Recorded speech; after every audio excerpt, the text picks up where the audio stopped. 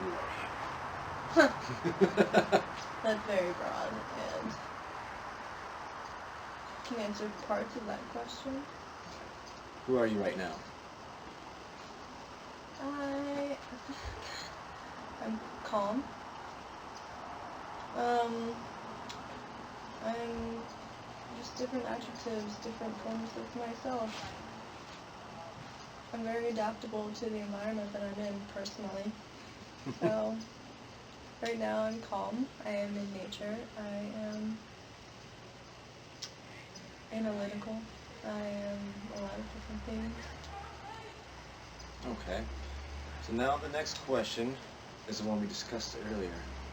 How do you deal with negativity? That's a really good topic for my life. I've had a lot of struggles dealing with negativity since I was young, having anxiety and panic attacks over little things or things that don't exist, creating negativity in my own mind. And I've developed a really good system of dealing with that. I'm not going to say that works for everybody, because I believe in finding your own path and your own way to deal with life. Mm-hmm.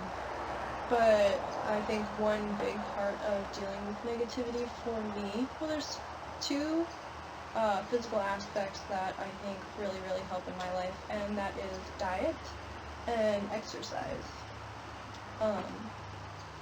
Which I don't know if, those are just two things that really help in my life. Becoming a vegetarian has helped a lot, directly or indirectly. I'm not a vegan, but just living a healthier lifestyle, eating more plants has in turn changed my meat a lot. And it doesn't seem like it would. It hasn't changed my body so much, but it's definitely changed the way that I am influenced mentally by the world and the people in my community, which is something that I didn't expect, a result I didn't expect from becoming a vegetarian. And the second is physical activity, running mostly and doing yoga. I need to do something every day, living off steam.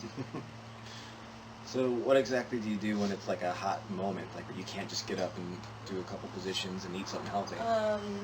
Breathe. Breathe. The breath is incredibly important. It's something that I've known for a long time. My mother introduced different breathing techniques to me when I could feel a panic attack coming on, or anxiety, especially over test taking or in social situations. Just different breathing techniques, counting the breath, being able to slow down the heart rate. That helps a lot. Would you say that being able to identify your triggers is like a helpful step in dealing with negativity? Oh yeah, absolutely. Because what I do and what I say might not work for you. You might try becoming a vegetarian and doing yoga all the time and breathing in certain situations, and you're still really angry or feeling very negative. So this is just me and my path, but it has worked tremendously in dealing with that. So, what can you say that you've learned from seemingly negative situations? I've learned a lot about myself. A lot of those triggers. I've learned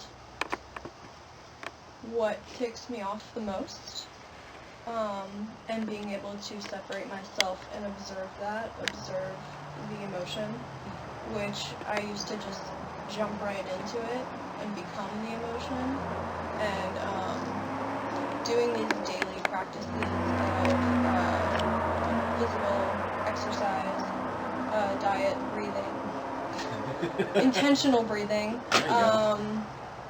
has helped me observe and separate myself from the emotion.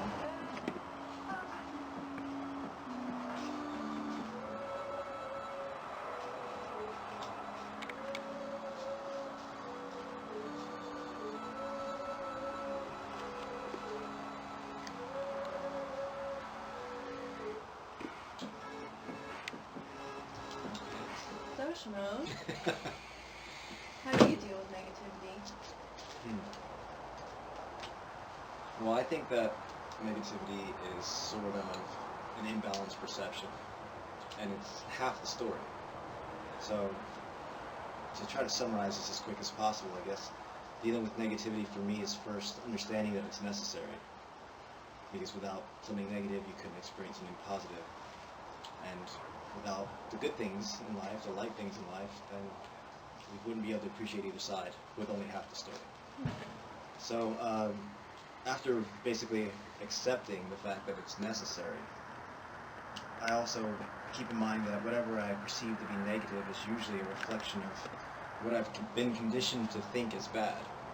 So then I have to decide for myself, is that something I really want or don't want, or is it something I've been conditioned against? So like, that also turns into your values. So what you value most is usually when that value gets challenged, then you experience that as negative. But really, a challenged value is just an opportunity to learn unconditional love. So to bridge that gap, dealing with it is first accepting it, sort of owning it, recognizing it, and then also trying to assimilate that into what I would call like unconditional love, which is I'm going to love you and see our equality whether I like you or not. That's pretty hard for some people. I think that is probably one of the hardest things to maintain, which is why we have so many different religions and religious practices trying to convey that core concept. So, but I think that's our only purpose on this planet is, at least if I could speak for everyone, I'd love it to be unconditional love, but maybe that's not necessarily true for everyone.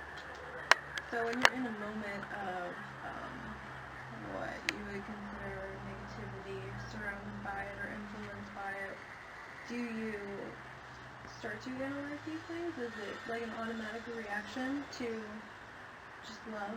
Right. It's like when you are practicing martial arts and you go through all the forms, and eventually when you get in a fight, all you do is pop out forms.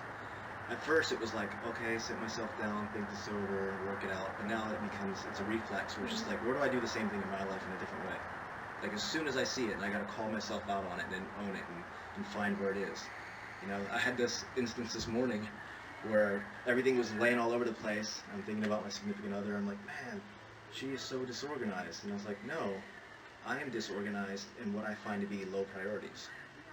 So immediately I was able to let it go because that priority isn't high on her. Why should I hold her that expectation? So I just immediately owned it, and I was able to go about my day without obsessing over the negative situation.